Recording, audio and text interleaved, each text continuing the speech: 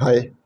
ఈరోజు మన వీడియోలో అంశం ఏంటంటే ఛార్జ్ షీట్ గురించి సిఆర్పిసి పాత దాంట్లో ఇప్పుడు వచ్చిన కొత్త దాంట్లో ఏం చెప్పారు, టైం లిమిట్ ఏమైనా ఉందా అంటే నేరారోపణ పత్రం అనుకోండి. ఛార్జ్ షీట్ అంటే నేర ఆరోపణ పత్రం అంటే ఏ తప్పు చేశాడు, దానికి సంబంధించిన సాక్ష్యాలు ఏమిటి, ఎవరి వాంగ్మూలాలు నమోదు చేశారు, ఏ వస్తువులు సీజ్ చేశారు, ఇవన్నీ కలిపి సమగ్రంగా ఇన్వెస్టిగేట్ చేసి ఒక నివేదిక, ఒక నేరారోపణ ఎక్యూజ్డ్ మీద చేయడం.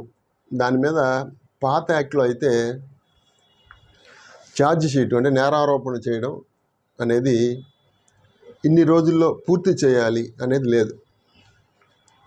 కొత్త యాక్ట్లో క్లాస్ 2 ఆఫ్ 193లో రేప్ కేసెస్, మర్డర్లో, అలాగే రిపీటెడ్ నేరం చేసే వాళ్ళలో, చిన్నపిల్లల మీద నేరాలకు పాల్పడే వాళ్ళ మీద పోక్సో యాక్ట్ కింద, వీటి కింద ఏమైతే నేరాలు జరిగినాయో వాటిలో 60 డేస్ అంటే 2 నెలల లోపు ఛార్జ్షీట్ దాఖలు చేయాలి, ఖచ్చితంగా దాఖలు చేయాలి.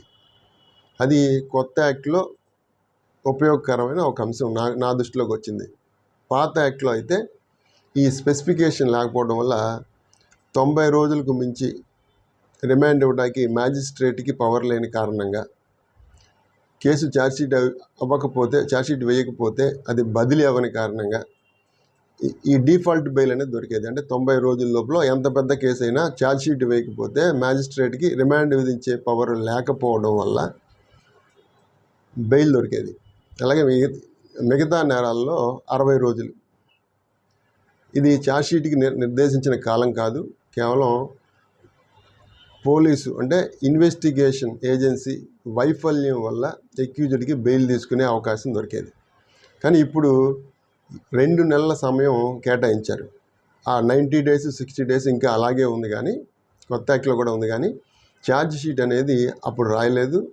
ఇప్పుడు మాత్రం ఛార్జ్ షీట్ 60 డేస్లో ఖచ్చితంగా వేయమని రాశారు. దానివల్ల ఏమిటంటే ఇన్వెస్టిగేషన్ ఏజెన్సీలు త్వరగా ఈ ఛార్జ్ షీట్ వేయడం వల్ల నిందితుడికి బెయిల్ వచ్చే అవకాశాలు తగ్గిపోతాయి. 60 డేస్ అని స్పెసిఫై చేయడం వల్ల నిందితుడికి బెయిల్ వచ్చే అవకాశాలు చాలా తగ్గిపోతాయి. ఇన్వెస్టిగేషను పూర్తయిన కారణంగా కేసు కూడా విచారణకు వెళ్తుంది, త్వరగా బాధితులకి న్యాయం జరిగే అవకాశం ఉంది.